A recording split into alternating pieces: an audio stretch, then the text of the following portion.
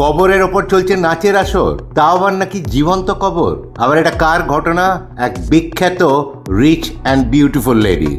না, এটা কোনো গল্প নয়, কোনো সিনেমাও নয়, এটা একটা সত্য ঘটনা যা ভারতবর্ষের অপরাধের ইতিহাসে একটি অন্যতম বিরল ও ভয়ঙ্কর ঘটনা। নমস্কার, আমি সন্দীপ গুপ্ত। আজ জারু চ্যানেলে আপনাদের স্বাগত।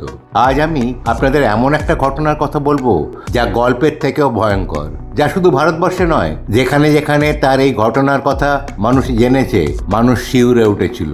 তার নাম শাকেরা খালিলি, যিনি 3 বছর 1991 সাল থেকে 1994 সাল অবধি মিসিং ছিলেন, অর্থাৎ নিখোঁজ হয়ে গিয়েছিলেন। এটা ভারতবর্ষের প্রথম কেস যেখানে মরদেহ উদ্ধার কার্যটি ভিডিও করা হয়েছিল। প্রথমে জানা যাক ওনার জন্ম ও পারিবারিক পটভূমি।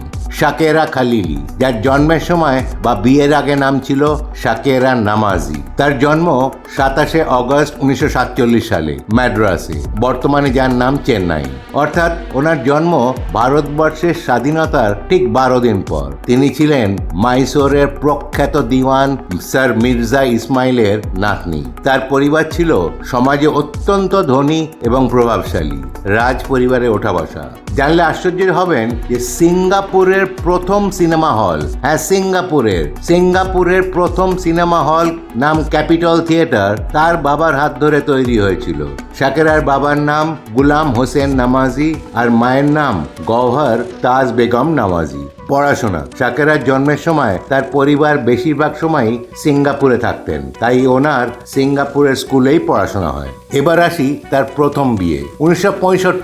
1965 সালে মাত্র 18 বছর বয়সে তার প্রথম বিয়ে হয়। ড্যাশিং হ্যান্ডসাম আইএএস অফিসার তার নিজের মাসির ছেলে আকবর মির্জা খালিলির সঙ্গে। জানা যায় তারা দুজনেই ছিলেন ম্যাডলি ইন লাভ, অর্থাৎ পাগলের মতো একে অপরকে ভালোবাসতেন।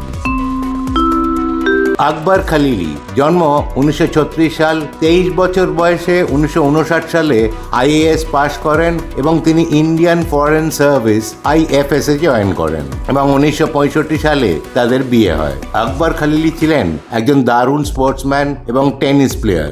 অনেকে তাকে দক্ষিণ ভারতের বেস্ট টেনিস প্লেয়ার বলতো। কাজের সূত্রে আকবর খালিলিকে বেশিরভাগ সময় বিদেশে কাটাতে হতো। শাকেরাও তার সঙ্গে থাকতেন। একে একে তাদের 4 কন্যা সন্তান হয়। এবার শুরু হয় গল্পের টুইস্ট। 1980 থেকে 84 সালে আকবর খালিলিকে ইন্ডিয়ান অ্যাম্বাসেডর টু ইরান হয়ে ইরানে থাকতে হয়েছিল। তখন ইরানে কিছু পলিটিক্যাল আনরেস্ট থাকায় শাকেরা তার মেয়েদের নিয়ে ভারতে ব্যাঙ্গালোরে তার নিজের বাড়িতে ফিরে আসেন।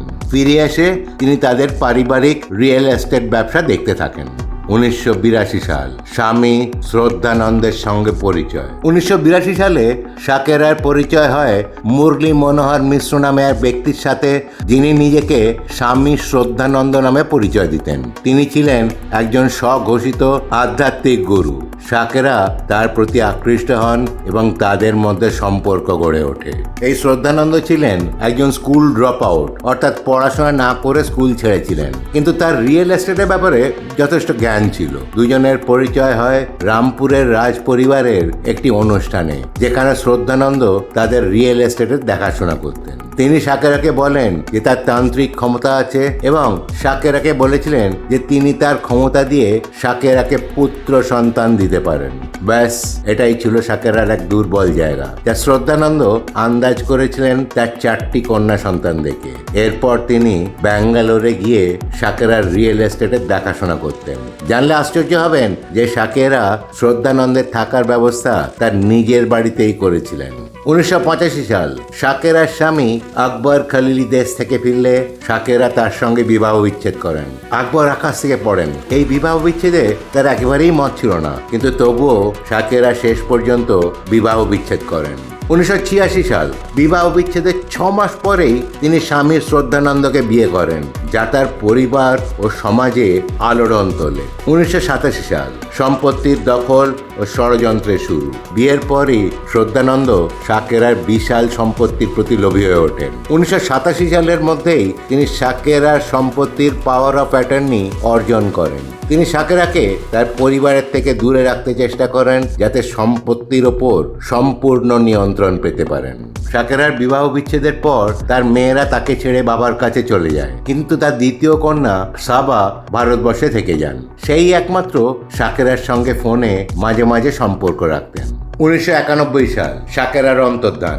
28 এপ্রিল 1991 সালে সাকেরা হঠাৎ নিখোঁজ হয়ে যান। তার মেয়ে সাবা মায়ের সঙ্গে যোগাযোগ করতে ব্যর্থ হন। সাবা ফোন করলেই শ্রদ্ধানন্দ এক এক সময় এক এক কথা বলতেন, কিন্তু শেষ পর্যন্ত জানান যে সাকেরা লন্ডনে চিকিৎসার জন্য গেছে, যেটা অবশ্যই পরে মিথ্যে প্রমাণিত হয়েছিল। 1992 সাল, বারবার মার খোঁজ না পেয়ে 1992 সালে সাকেরার মেয়ে সাবা আদালতে হেরিয়াস কর্পাস পিটিশন দায়ের করেন। তদন্তে উল্লেখযোগ্য কোনো অগ্রগতি হয়নি, কারণ প্রতিবারই শ্রদ্ধানন্দ একই উত্তর দিতেন।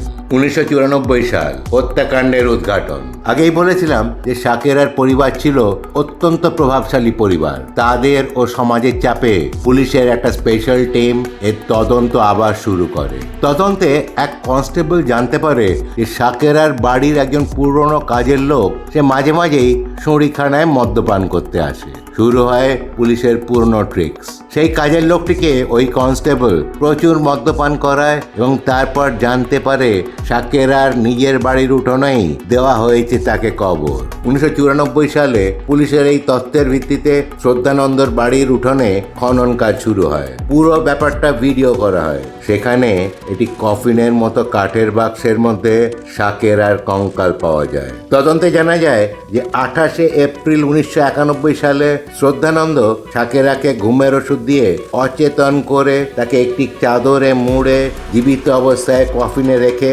মাটিতে পুঁতে ফেলেছিলেন। জানা যায় যে তাকে কবর দেওয়ার পর তার ওপর মাটি চাপা দিয়ে দিয়েছিলেন শ্রদ্ধানন্দ এবং তারপর সেখানে সিমেন্ট করে পুরো উঠানটিতে টাইল লাগিয়ে দেন। সাকেরার মৃত্যুর পর তিনি অত্যন্ত ল্যাভিশ এবং বড়লোকি জীবনযাপন করতেন এবং ওই কবরের ওপরেই চলতো নাচ গানের পার্টি।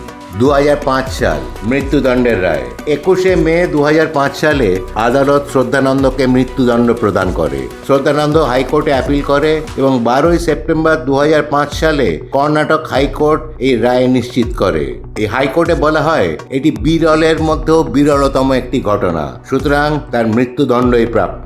শ্রদ্ধানন্দ সুপ্রিম কোর্টে আবেদন করে এবং অবশেষে 22 জুলাই 2008 সালে সুপ্রিম কোর্ট মৃত্যুদণ্ড বাতিল করে তাকে যাবজ্জীবন কারাদণ্ড দেয়। এই যাবজ্জীবন কারাদণ্ড ছিল যতদিন তিনি বাঁচবেন ততদিন তাকে জেলের মধ্যেই থাকতে হবে। শ্রদ্ধানন্দ কয়েকবার তার শাস্তি থেকে রেহাই পাওয়ার আবেদন করেছিলেন। 2022 সালেও করেছিলেন, কিন্তু 2023 সালে সুপ্রিম কোর্ট সেটিকে বাতিল করে দেয়। 84 বছরের শ্রদ্ধানন্দ এখনো মধ্যপ্রদেশের একটি জেলে। আশ্চর্য হবেন, তার জন্ম মধ্যপ্রদেশে এবং যে মধ্যপ্রদেশ থেকে তিনি পালিয়ে গিয়েছিলেন সেখানেই তাকে আমৃত্যু থাকতে হবে। একটা কথা আছে না, মানুষ যতই চালাক হোক, উপরে একজন কলকাঠি নাড়ার লোক আছেন আর তার বিচার থেকে বাঁচা সম্ভব নয়। শেষ করার আগে বলি, এই ঘটনা আমাদের শেখায় সব সম্পর্ক বাইরে থেকে যেমন দেখা যায় তেমনটা নাও হতে পারে। লোভ ও ষড়যন্ত্র যে কোনো মুহূর্তে একজনকে শিকার বানাতে পারে। তাই সতর্ক থাকুন, বুদ্ধি দিয়ে পরিস্থিতির বিচার করুন আর কখনোই সম্পত্তি বা অর্থের ব্যাপারে কাউকে অন্ধবিশ্বাস করবেন না।